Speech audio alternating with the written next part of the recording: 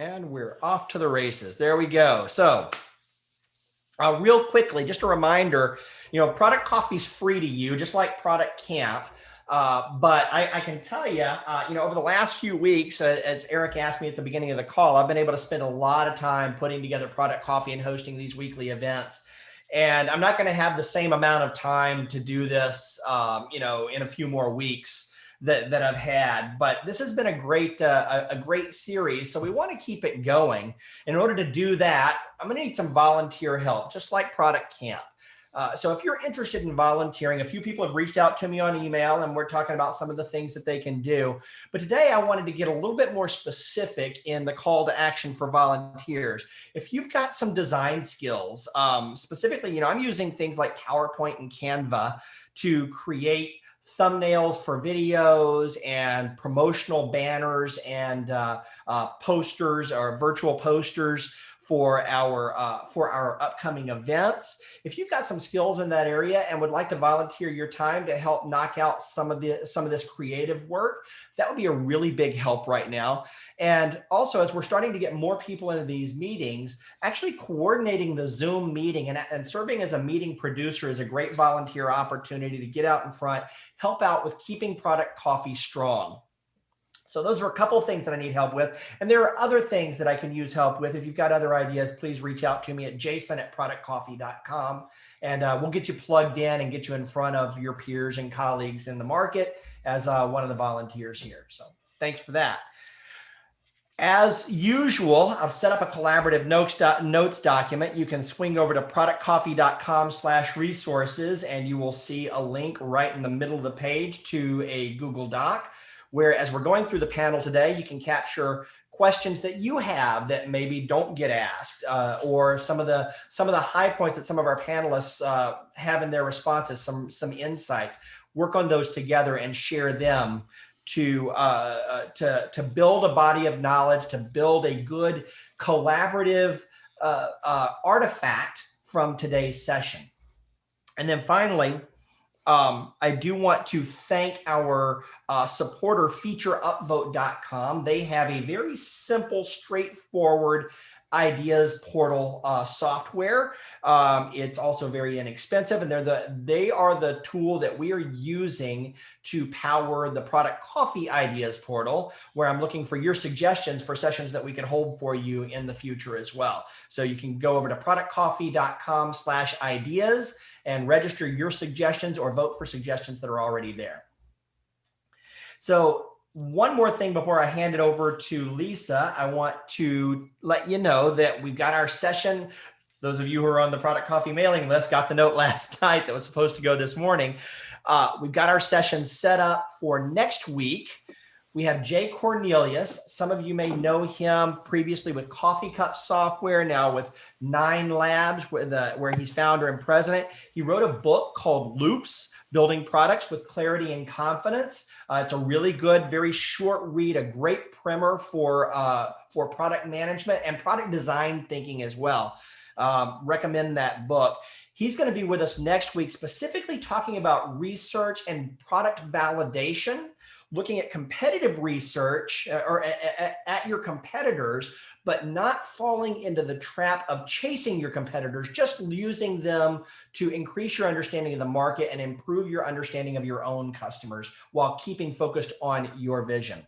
So it should be a great session. Jay's a great speaker. I think you'll all really enjoy that. Go ahead and get registered because I expect that one to fill up again as well. So get registered today. The link is on the resources page as well. So with all that being said, I'm going to switch over to, I'm going to hand it over to Lisa here in just a second, but I want to introduce to you Lisa Black. Lisa joins us. Some of you who got here early met Lisa a little bit earlier. Lisa has been in Atlanta for quite a few years. She's a graduate of Georgia Tech, who she supports and roots for as well. But she originally comes from Montreal. We got her down here into the States and have held on to her pretty tightly. And Oracle seems to be a pretty big draw for her as well. She's done quite a few things. She's been a product manager with Oracle, with Kronos, and a few others. And now she's back for, as she says, a second tour of duty with Oracle. So I'm going to welcome Lisa Black, who's our moderator for our panel today on making the leap from product manager, from an individual contributor role to a director level role and becoming a leader, a designated leader within your organization. So Lisa, welcome. And why don't you take it away?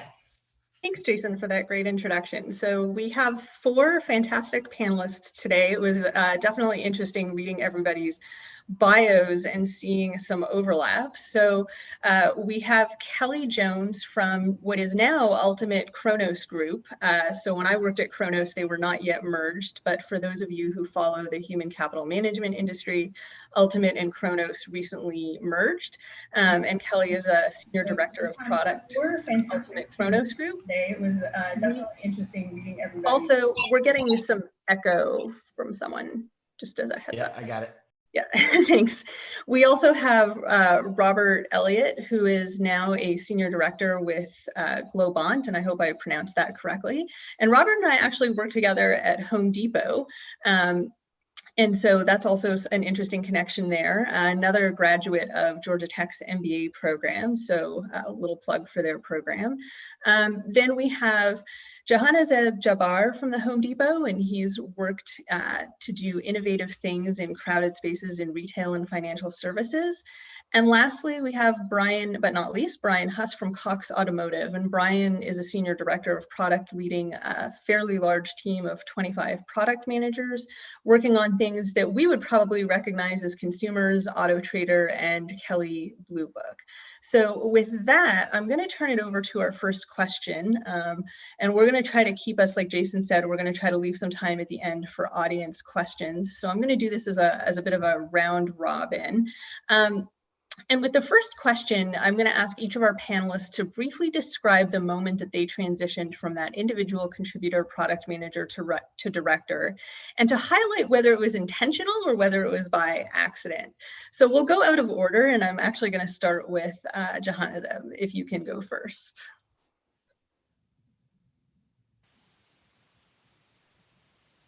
Hello, everyone. Thanks for the opportunity to speak with you today. Hopefully you can hear me okay. I am sitting outside on my patio on a beautiful morning. So the opportunity to make the jump to director was by design and by plan. It was at my last company at American Express, where I was in a really messy space. There were some issues with a product that had grown too fast, and I raised my hand to go and fix things. And the interesting part was everyone was running away from this product suite, and I was running into it. So, you know, I guess you could say like I was kind of the Mike Rowe of trying to go in and clean up this mess. And pretty soon I ran out of people to help me, and they had to promote me and let me hire a team. So I guess the lesson learned there was just try to do the right thing to protect the brand and protect the company. And that grew into my first product director job, and I've had several since.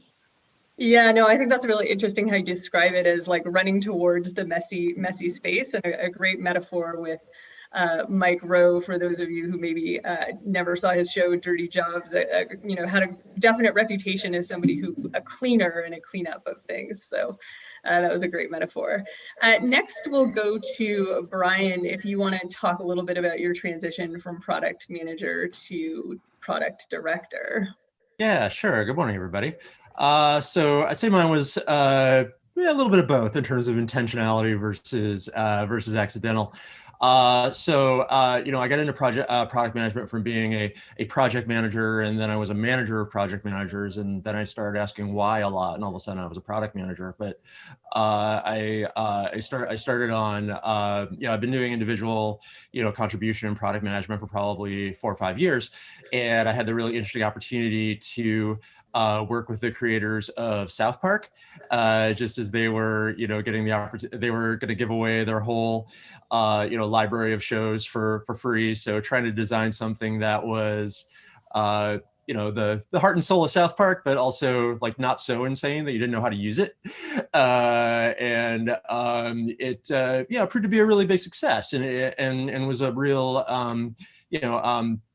I'd say early example of how to do full episode, video, like a wide video streaming library. And so what I did from there was take that same experience and reach out to my colleague at Comedy Central who was working on The Daily Show, and then who was working on Colbert, and tried to, and kind of stretch that same experience and across those properties.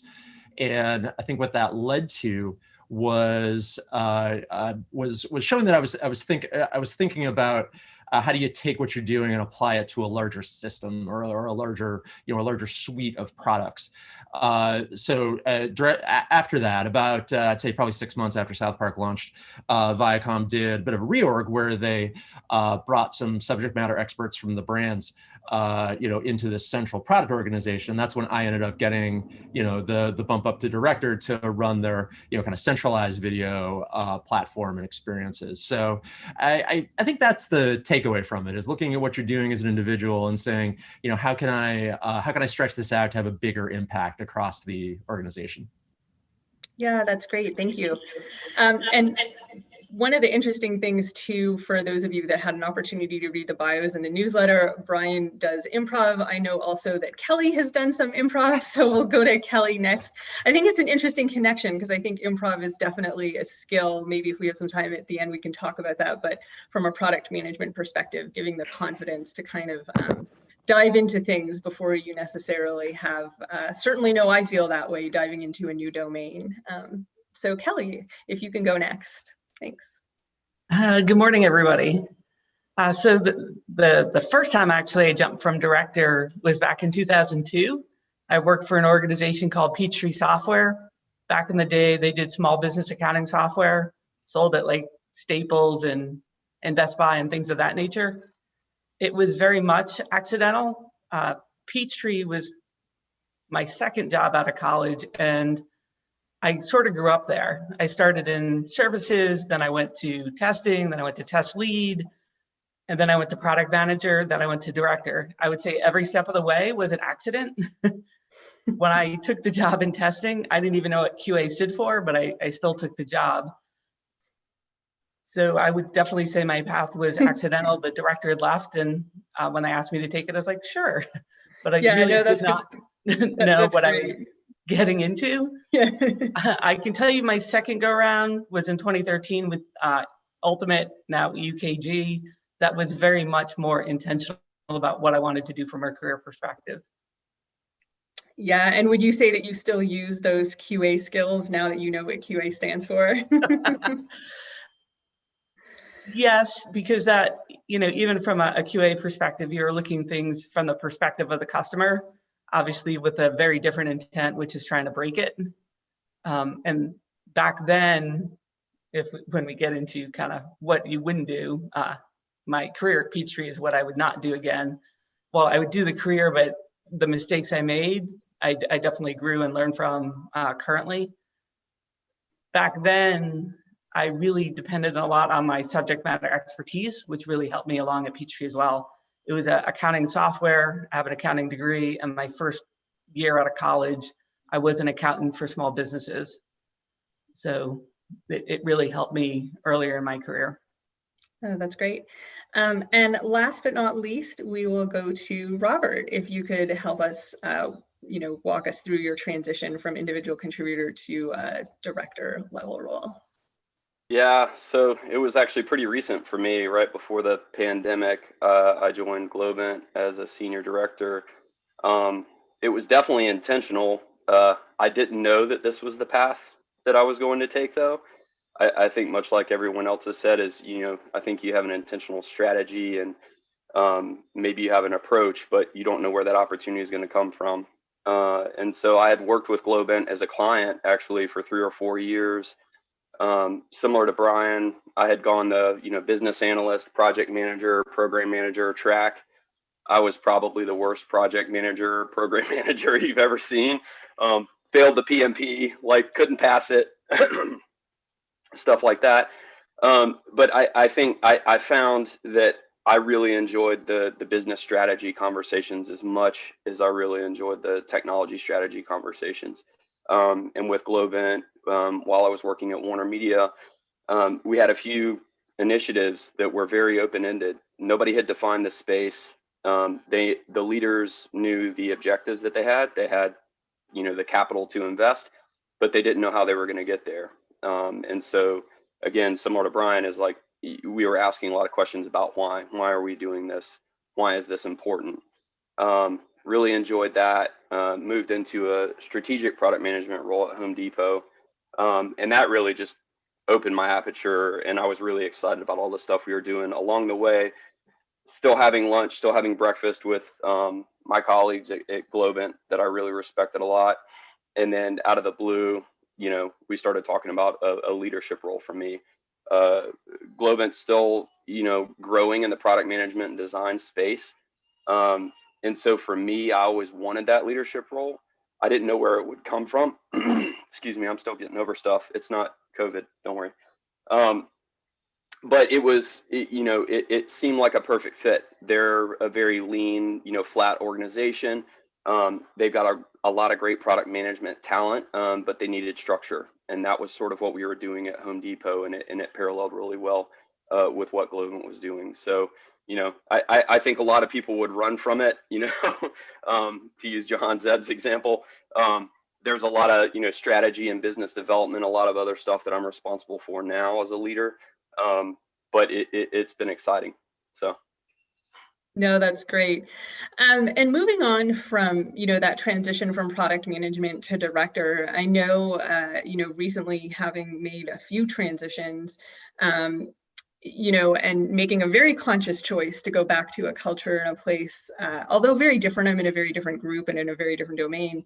I know that the responsibilities can differ vastly between organizations, even within the same company, for what it means to be a director of product management. So, if each of the panelists can speak a little bit to what do you consider the scope of responsibility to be for a product management director? How do you, when you hear product management director, and if you think of your role, how would you explain that scope of responsibility to our audience? So for this one, let's start with Brian. Oops, sorry. I'd say when you become a director, you start to think about the you think about your team. Kind of in the same way that you think about the like a product that you might be managing individually. You've got to be just as relentless around making sure that the team has what they need to be successful, and bringing about the the conditions and doing that level of coaching that you would do when you're working on an individual product in terms of understanding your consumer and making sure that you're ready to that level of the team has everything to succeed. I think you can often find yourself, especially when you're getting started as a director, in kind of a player coach role that you sometimes have to do. You're still doing some individual contribution while continuing to grow and grow and develop the skills of the team. I think a key thing to understand is to really focus on making sure that your team knows how to prioritize, and that just that the relationship and the power dynamic has changed, especially if you're going from previously being someone's peer to being their manager. You have to just be really you're really conscious of that, and making sure that the team doesn't just say they can take on work in the interest of my boss wants me to do this, so I'm going to do it. You've got to develop that level of trust on both sides of the relationship, and understanding your your team as individuals. You're going to have some people who they're going to thrive if you give them some strategic guidance and guardrails, and then you just let them go. And there are other people who are actually going to welcome, detailed intervention. The negative side of that can be micromanagement, but actually, giving them that real level of focus and guidance and reassurance in what they're doing. And I think it's understanding the people as individuals and just really reviewing the team's process and thoroughness of thought, even if the exact tactic that someone's going to take to solve a particular problem isn't the exact way that you might do it. Just making sure they're thinking through it properly, I think, is a big part of the job. Yeah, no, and I definitely think that there's an aspect of, as you think of your team, you think of that almost as a product, right? It's, product management is such a broad space that it's almost impossible for any one product manager to have all of the skills across the spectrum of product management. So how do you round out a team of product managers? So next up, Robert, if maybe you can talk a little bit about, what do you think of when you hear scope of responsibility for a director? How would you put some definition around that? Yeah, I mean, some similar thoughts to Brian. I think your focus changes from the individual product success to your team success. And I think in a lot of organizations that it varies, right? So for me, moving into a leadership role during a pandemic with a globally distributed team, and having, being in consulting and having multiple industries either, impacted in a negative way or impacted in a positive way, right? You have a lot of juggling that you have to do. And so, the great leaders that I've learned from, that I've worked for, have always tried to clear a path for their team. They've tried to break the waves, calm the water for their team to succeed. I think, not micromanaging, as Brian touched on, like, yeah, maybe you have a different way that you could do it. Maybe you could get there a little faster than them, but maybe there's a way that you could have them go through that and then provide them coaching afterwards so that they speed up the next time they do it. Because a lot of times I think it's human nature. If you start doing it, then people will always expect you to do it. Whereas you need to support them. So I've really found, it's been a challenge for me, and I'm still learning and trying to be better at it, is how do I effectively prepare everyone on my team to succeed in whatever, role, task, opportunity they have in front of them. And there's no playbook for that, because you have different personalities, you have different skill sets, different work experience. People can leave your team, they could take an opportunity and go to another organization, and then you get somebody new that joins your team. They've got to integrate with the culture of your team. You've got to assess their skills, their personality. I liked what you said, Lisa, about, your team being a product. You have a lot of variables in that equation. You have a lot of data that you need to look at, from a performance perspective. And it goes all the way from, and I think one of the Steve said it before, is it goes all the way from writing user stories and acceptance criteria and agile sort of ceremonies and practices, all the way up to business strategy and what's happening in the marketplace. So your aperture obviously widens.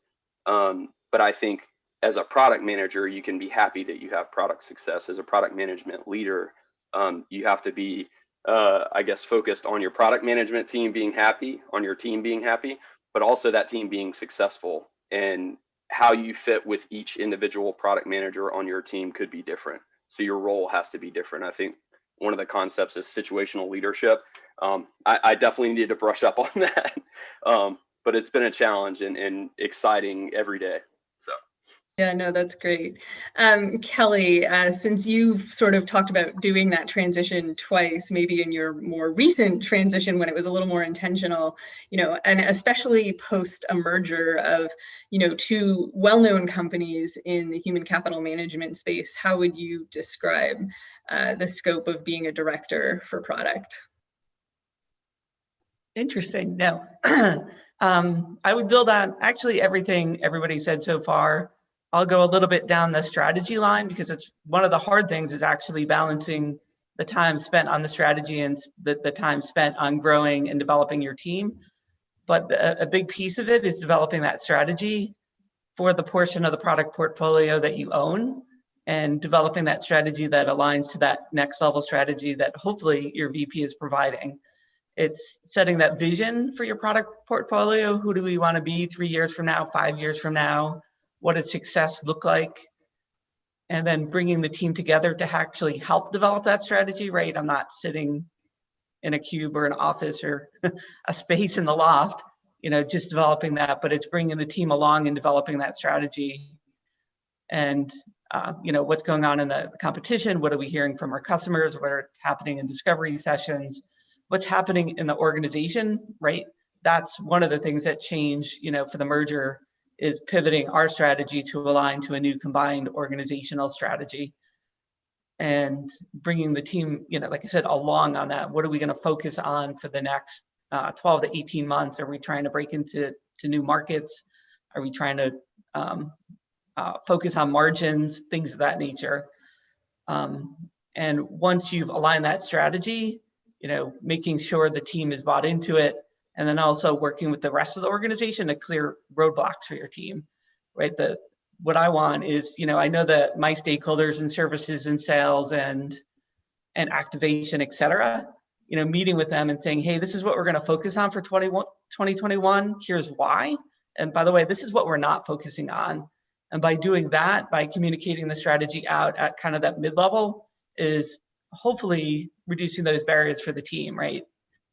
That way, when, say, support comes to the product manager and says, oh, I'd really love this, it's going to really help me, the product manager can say, hey, we're focusing on this, that's really great, we'll potentially explore it second half of the year 2022, but hopefully you've already set those expectations in the organization to set up your product team for success. Yeah, that's I think that definitely is great to hit on some of the longer range thinking that's probably required the broader your portfolio gets, right? You're not just thinking about one product, but having to think about how all those things tie together.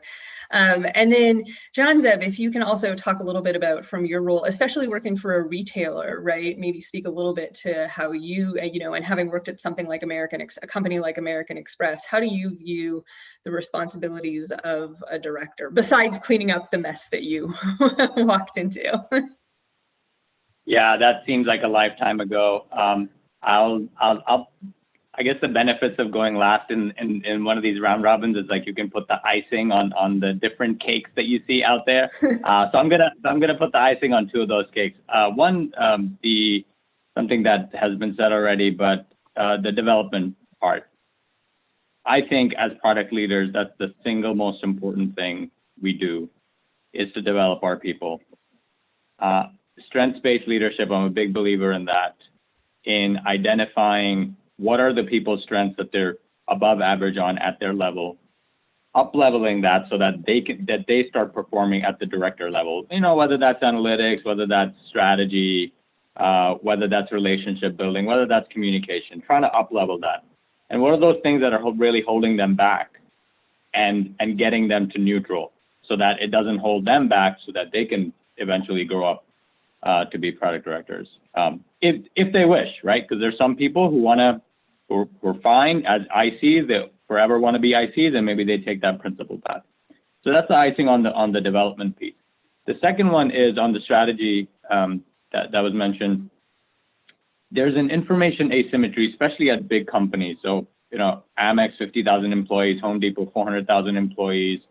And the higher you go up in the org, you're exposed to just more information because you're in different meetings, you see different decks, and try to connect those dots from what the individual product managers are doing, very focused on their market, on their problem set, on their persona, and try to elevate them and say, hey, what about this? Go talk to so-and-so, because they might be doing something that, it might be something as simple as reuse of a technology stack, or it might be something that they have done some discovery that you can then leverage.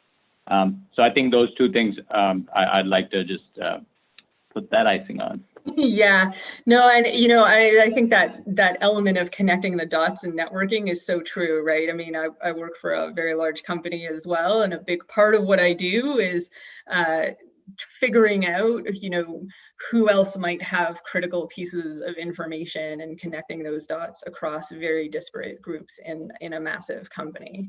We're a very small team. We're more of like a startup part of the company, right? They haven't been in that space for as long, but we definitely need to leverage their expertise in other areas. So yeah, that's a great layer of icing about the networking. So this one we'll change gears a little bit. I think, certainly 2020 has been an interesting year.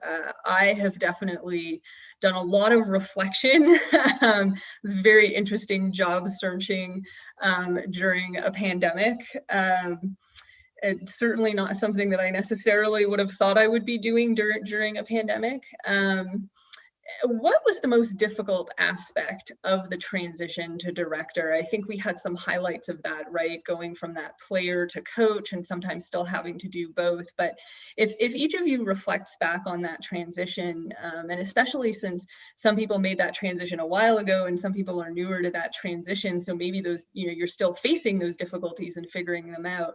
What was the most difficult aspect, and what did you learn from it, or what was your takeaway as you reflect back on that transition? How did it change you as a person or as a leader? So for that one, maybe let's start with Robert, since you're newer to that transition. And like you said, you kind of started in this role right before the pandemic. So you probably got thrown a lot of things that nobody could have predicted from a leader or a transition perspective. Yeah. I mean, you said it. I mean, COVID is my answer to that. I mean, I was learning, I think I was 3 weeks into my role when they really locked everything down. So I hadn't even really gotten to the rest of the clients in our portfolio. I'd only really met a couple of our clients and a couple of my team members in person. And then it went 100% remote from that point on. Learning the culture. Our company's based out of Buenos Aires, Argentina. I was supposed to have flown down there to meet other leaders and other team members, and I didn't get to do that. Yeah. So that's been a real curveball. I think though, I tried to, that's the obvious answer. I think everybody will have unique challenges related to the pandemic. For me, it's been time management. I've found that I have to be more judicious with my time. It's for me, I want to know the ins and outs of everything that is going on in my organization. I've really been a hands-on, roll up the sleeves type person in every role that I've had, and I've always had the bandwidth to do that. But this is really the first time where my I guess available working hours is really being chewed up quickly. My calendar is nuts. Things change very quickly because you elevate not at just a hierarchical level, but at I guess the scope and scale of all the work that's going on in the organization. Changes happen fast and they can come from anywhere. And so I found that I have to be really judicious with my time. I have to think, should I attend this meeting? Do I have time to do that? Or can I just have somebody catch up with me afterwards? Or can we have a phone call? A lot of that has been a big challenge for me. And then making sure that I'm also engaged when I am in the meeting, that I'm prepared, that I do the pre-work. I double, triple check my inbox. Have they sent me any documents? Am I prepared for this discussion? Because again, if your time is constrained, you've got to maximize the time that you are giving folks to make the meeting successful. So it's been an interesting challenge. I think COVID has forced more Zoom meetings. On my calendar, there's some weeks where it's 6 to 7 hours worth of meetings a day. And then there's some weeks where it's like half the day. But I found for the first time in my career, I actually have to start blocking off my calendar and carving out time to think and prepare for upcoming meetings. I check in with folks, do one-on-ones, all that stuff as much as I can. But yeah, I think the nuance to me that I'm learning, and as you said, as a new leader, I don't have an answer for it yet. I'm still kind of figuring it out, trial and error, or let's say hypothesis testing. But trying to find out how I get the best return for my team from my time. Yeah, no, that's I think definitely true. I definitely feel very fortunate that my team is in a different time zone. It gives me time to think before, you know, colleagues and you know, people that I work with there are people on the East Coast and there's people all over the world, but the vast majority of people I work with are on the West Coast. And so it's kind of nice because I can do things like this and then get coffee and have breakfast, and nobody's really looking for me until they, you know, they're the start of their day. So it's definitely been an unexpected or nice perk of that kind of role.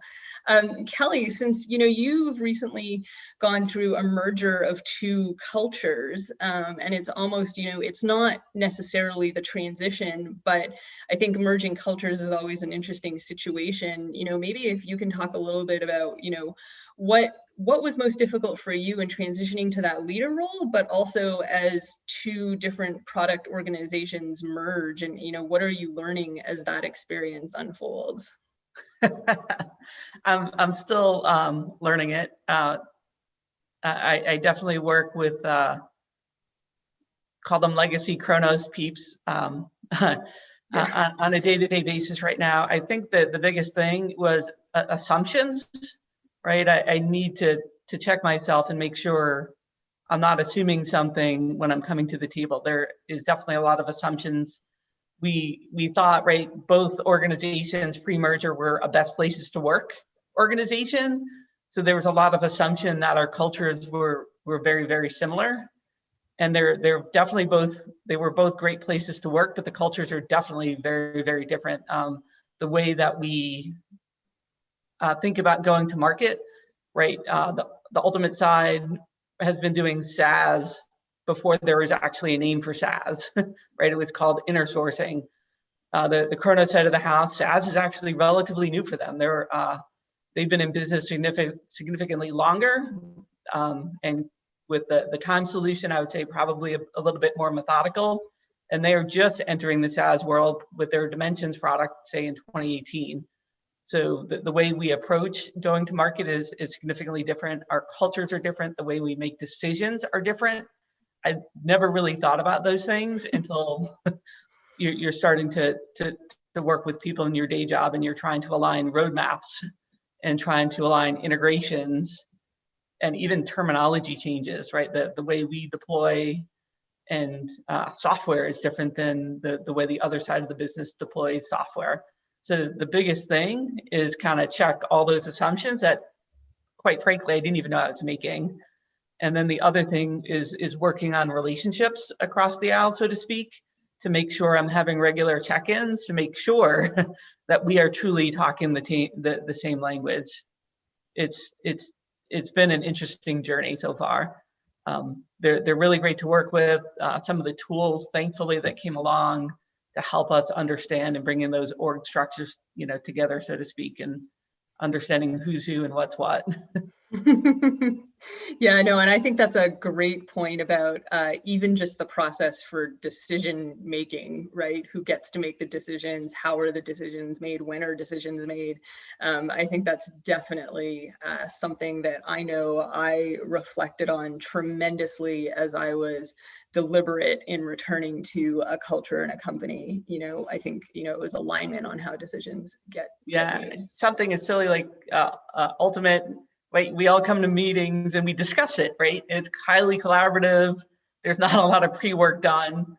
The Kronos side of the house was more methodical, right? They would do their research, they would do their homework, and the meetings at that point would really just be a check-in on the decisions. And we're just like, let's discuss it. It's been fun. Yeah. So next up, John Zeb, if you can maybe talk a little bit from, you know, your perspective, what aspects were difficult, or, you know, what have you learned as you make that transition, and especially as you know, lead teams in today's world? Yeah, so I'd like to just put out two words at the beginning of my answer is number one, humility, and number two, compassion. And I think it's especially tough when you get promoted within the domain that that you're working in a particular area. Let's say you're working in credit card pricing, and then you get promoted, or you're working in insurance or whatever. Let's be honest, most of us get promoted because we're rock star individual contributors, and our leadership sees that and they say, hey, you're doing really well, Lisa. We're gonna make you a manager of that something that you do really well. And it is hard because most of the time it's within the domain that you're already excelling at, and it's hard to let go. It's really important that now you're going to be managing people who may not be rock stars, and you probably your expectations have to accommodate for that. There's a reason you got promoted. So once again, going back to being humble as a leader, especially I think Brian mentioned, especially now if you were their peer, right, and now you're their boss, and then compassion, allowing them the leeway and giving them the permission to fail, so that they can, I think Robbie mentioned, so that they can speed up down the road, and that they can learn, and having their back, right, for when they fail. It's not about like just gonna let you go and you're gonna learn falling on your face. Having their back when that happens, and it will happen. I think that's the part that I really struggled with, because especially when I got promoted, I was in the financial services industry. You know, there's no such thing as almost right when you're making like calculations on a complex product. So you know, providing like a good sandbox where people are allowed to kind of learn on their own. Yeah, and that's a great point about, you know, some industry specific nuances, right? I know throughout my career, I've been very blessed to work with some very well-known customers of some very large brands, and you know, the magnitude of decisions is not always the same, right? There's a spectrum and scale of decisions, right? And you know, I definitely want the people who are making decisions about my credit card products to be very accurate in their decision making. So yeah, no, I can definitely see how that you know, changes. And so Brian, maybe if you can round us out on that question about, you know, what was the most difficult aspect of your transition, and what have you learned from it, or are you continuing to learn from it? Sure. I mean, I would tie together a lot of what others have said. I think what Johansson just said about the about compassion and empathy, and you know, just really understanding the people, and you know, giving them the environment of psychological safety to, you know, move forward and take risks. I mean, that is so critical, and having their back when they do take those risks, and being comfortable with that. Even if the tactics they're taking, you know, in the process that they're following are again not the exact same way that you would do it. You know, if they convince you that their process is sufficiently thorough, then you know, let them go and back them up. I think that's totally critical. I'll also, you know, I think what Robert said about number one, you know, being okay with not being in the details of every single thing in your organization to the extent that you are when you're managing an individual product, and tying that into how you manage your time. Like, you know, when I first started doing this, you know, I felt like, okay, I have to be in every meeting. I have to know everything because I'm the overarching, you know, person. I need to have all of it. And you don't. You know, you've got to, you know, if you develop the relationship of trust with the people, you have to understand, like, when do you really need those details, and when can you just like get the takeaways after, or you know, as they actually have impact on your strategy.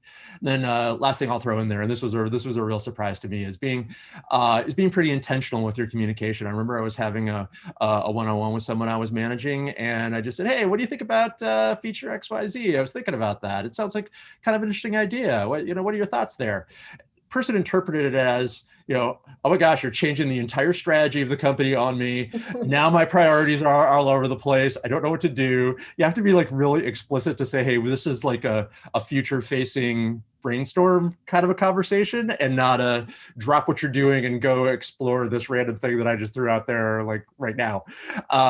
You know, just really understanding how people you know, interpret the things you say, and the direction that you give, that it's huge. I think that's one of the biggest things I've learned, that intentionality through communication.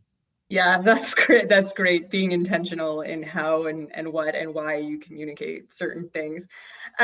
So I see there's some questions from the chat. We'll get to one of those next, but just to round it out, if you were to give yourself advice, your former self advice, right, as you think back and you look back on, the journey throughout your career and different pivots or milestones, what advice would you give your former self, right? And that could either be, 6, 8, 9 months ago pre-pandemic, or that could be 10 years ago, right?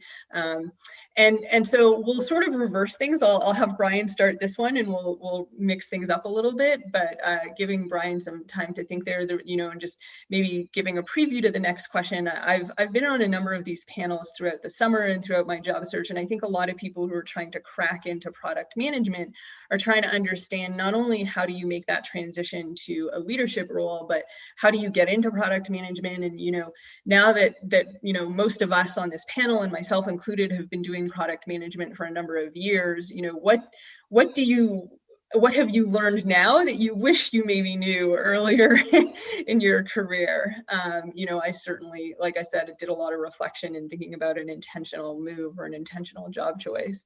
So Brian, what would you tell yourself? Maybe if you can give us a little bit of context for how far back you would go, like, if it was yesterday or 10 years ago, and what would you tell yourself? I feel like I'm learning all the time, in terms of how to be a better leader, and having different interactions, different conversations as my job has grown. I go back to a couple of the things that I've mentioned previously, that just understand that make sure you're really, really conscious of the impact that the things you say can have in the process and on the individuals that you work with. Being comfortable, letting go of some of the details, when that your individual contributors are working on, and just making sure you're giving that that individual strategic guidance. And I guess I would say also just being patient. When someone that you're working with is not, executing on something, the exact same way that you would do it, to really, to understand, okay, what's motivating them, why are they taking the direction that they're taking, and just really just dig into that from the relationship point of view, but don't let yourself fall victim to the I'm just going to do it, way of thinking. You cannot sustain that, and if you're going to succeed as a product leader, you've really got to you've got to develop that entire organization and that entire strategy. I've caught myself going down that. This person's just not getting it. I'm just gonna do it myself, way of thinking, and it just that doesn't work. You have to be very, very strategic when you're saying, okay, I am going to do this individual thing because I'm going to model it as like the right, behavior to follow. You can't fall back on that just because you've been a strong individual contributor. You've really, really, really got to focus on the people. Yeah. Hey, I'm going to butt in on that. I'm going to butt in on that answer of hey, I'm just going to do it. Firstly, if people remember SNL, the company computer guy, that's the vision that goes in my head, where the guy like pushes people out of the way. I'm an old dude, sorry, my dated references. Secondly, if you are gonna do it yourself, I think it's important, especially now with COVID and WebEx and Zoom and stuff like that, do it together, do it in front of them. It's like, hey, this is how I would do it, and then so that they can see, for example, if it's an Excel model you're building and this person is not getting, or if it's a PowerPoint story you're trying to tell and this person doesn't know how to string along the right content, do it on that so that they can see, oh, now I see how my boss thinks, because you have something in your head. But once they start seeing it in kind of like a movie format playing out in front of them, that's going to help them next time. Yeah, no, that's great. And we'll actually go to you next. So if you maybe can talk about what advice would you give your former self? Yeah, so I think whether Lisa, you talked about people breaking into product or even, so the advice that I'm going to give applies to both both of those people who are trying to break into product, and folks who are individual contributors. They're doing well and they're about to jump to the next level. So I would say to my much younger self is be intentional about how this is really going to set you up for the role after the one that you're about to take, whether you're about to get into product or you're about to become a product director. Is this the right path for you, both from a functional perspective as well as a domain perspective and industry point of view? The second thing I would say, kind of dovetailing into that, is so you're being intentional about your next move. Don't be afraid to be promiscuous and look, not just because you're doing well in your current team, just because you're doing well in your current company. It's okay to open up. You don't know anyone, that you're going to be a lifetime employee, and your company doesn't owe you lifetime employee. So don't be afraid to go out there and open up your horizons, because you don't want to just be hopping around, and you might find that you took the promotion and now you have to do some time. They have a kind of an implicit commitment to your boss. So be bold about that. And then also, you own your career development as a new product leader, but also put your leader kind of on notice to say, hey, I also need guidance from you because I look up to you and I have a lot to learn from you. So be intentional about, if they're not having development conversations, be intentional about setting those up with your leader, showing up with an agenda to say, hey, here's my self-assessment. These are my opportunity areas.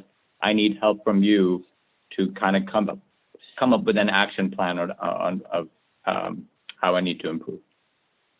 Yeah, that's great about being, intentional and taking ownership of your career. Kelly, what about you? What advice would you give yourself? I can go back to challenging assumptions. If I think about that first leap early in my career, I got promoted because I was doing really well. So I went off and I ran, right? Went off solving problems, but was I solving the right problems? Probably not. So kind of taking that step back and allowing yourself to get promoted and reset that expectations and understand what problems you're trying to solve, meet with your leader, understand what he or she thinks success is, meet with your team, meet with stakeholders, understand, what challenges are currently happening in the organization, meet with your customers, understand what they're trying to drive towards, and just level setting.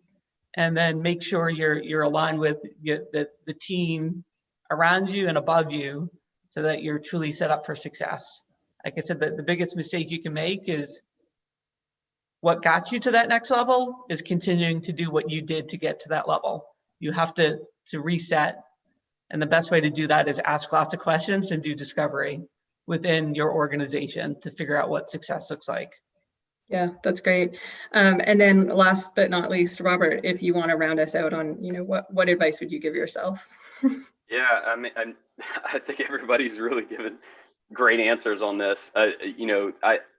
We've had a few discussions as a leadership team, and one of the VPs on our team he's a great guy, Diego, and he gave us a quote that he lives by, and I think I would probably tell myself this, 5-10 years ago, is like, don't wish for it, work for it. It's really hard work to get to a leadership level, to break into product management. I thought about, when you say individual contributor, I thought about my lane. But you got to think about your sphere of influence. I think how much success you can create across your organization. Are you taking things on just that sort of come to you? Are you looking at trying to help, the teams to the right and to the left of you? Are you trying to help people above you and below you? Are you going out of your way to make everything around you successful? And that takes a lot of work. I think also what I learned, credit to Georgia Tech, one of the things that we did when I was in business school there, is they forced us to do 360 reviews. They forced us to think about how we're perceived in the organization. How do we come across? How do we communicate? because a lot of that perception, there's some risk with perceptions, but how do people perceive you? Do they perceive you as somebody difficult to work with or easy to work with? And that's a challenge. I think in the last few years of my career working at Home Depot, they do a great job of that as well, of encouraging career development, and working across departments and across roles in organizations. That's one of the things that I was really missing for the longest time. I wanted a leadership role, for a very long time before I actually got the opportunity to get it. And it was when I wasn't looking for it or actively requesting it that it happened. And it was because I was putting my head down. I was doing my job. I was helping everyone around me and doing everything I could, working extra hours, making myself available to mentor people, going out of my way to make sure that I had this sphere, this bubble of success around me. And it wasn't my individual success. It was the success of other smart people that I was just helping. So I think that's a nuance, is like hard work, and make sure you understand how you're perceived in your organization. Seek out feedback actively. So. Yeah, no, that's great about seeking out feedback actively. So we did get a question that, thank you, Jason, for sending this to me. And any one of you can take it. We don't necessarily need everybody to answer this question. I think this is an interesting one about, can you only get to that director level or next level from within an org, or knowing the company, or is it possible to be hired into that position from, say, being a senior product manager who has a lot of experience? And is there anybody who wants to take that question? Because I think, just reading about everybody's backgrounds, everybody's approached that differently. I know I've certainly taken leadership roles, not having come from within an org, but then I've done both. So I'm curious, if anybody on the panel wants to take that, what you think of that. Yeah, I can jump in on that one. I'd say there's definitely a career strategy where, let's say you get to the the senior product manager level at a large company, and you then got the opportunity to get to a director level at a smaller company, because they may be looking for someone who's willing to grow with them, and that back and forth between larger places and smaller places is a way of growing that level of opportunity. I think is definitely a strategy you can take. But I'd say a key thing to do in that is, when you're going to that smaller company and going after that director job, paint a picture for them of how you're going to help them. Of how do your research and really understand what do they need out of a product leader. And I've gone in when I've been interviewing for roles, I've gone in with like, hey, here's my 30, 60, 90-day plan as to what I'm going to go after when I come in here. So if you want to do that, I think Robert nailed it to say it is hard work, and like lay out that plan and paint the picture as to why you are best suited to take on this larger challenge at this newer place. Yeah, that's great. So we just have a couple of minutes left. If there's anybody in the audience that wants to take themselves off mute and ask one last question, and then we will wrap it up.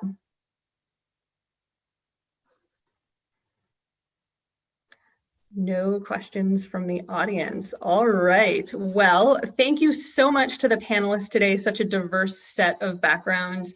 I definitely learned a lot of also great reminders. So it was really interesting hearing from everybody across so many different industries. To everyone that attended or is attending, please definitely keep the conversation going on LinkedIn. Make sure you're a part of the group and interact with the panelists, myself, Jason, other people in this Product Coffee group across LinkedIn. I will definitely say LinkedIn is how I got my current job, ironically, despite the majority of my network still being at the company I've now gone back to. I actually got it by being bold and the hard work of reaching out on LinkedIn. So it can work. It can, and it does work. Thank you, everybody. And Jason, I'll turn it over back to you. All right. Thank you so much, Lisa. I really appreciate the thought and value you brought to leading this panel. And I really do want to give a Great big thanks to Robert, Brian, Kelly, and Jahazeb, and really found this enlightening. I've made this transition myself, but really appreciated your perspectives and wish I'd had the advantage of hearing your perspectives when I made this transition myself. It was some really good perspectives and commentary. So thank you so much, everyone. As Lisa said, we can keep this conversation going. It is, we have the LinkedIn group. I pasted a link to take you over to sign up for that if you haven't already. Make sure you've signed up for the newsletter so that you get announcements for future panels and meetup groups. That we always send out the invitation to register for Product Coffee events exclusively to the Product Coffee newsletter first, and you'll get that several days before anybody else, so that you can sign up early before the seats fill up, and then we start spreading out the word to other people. So I want to thank everybody for joining today. I'm going to keep the Zoom call open for about another 15 minutes for anybody who wants to stick around and just visit and talk product stuff or talk career stuff or just do a little bit more connecting. But we'll see you next week. So thanks everybody for joining. Bye-bye.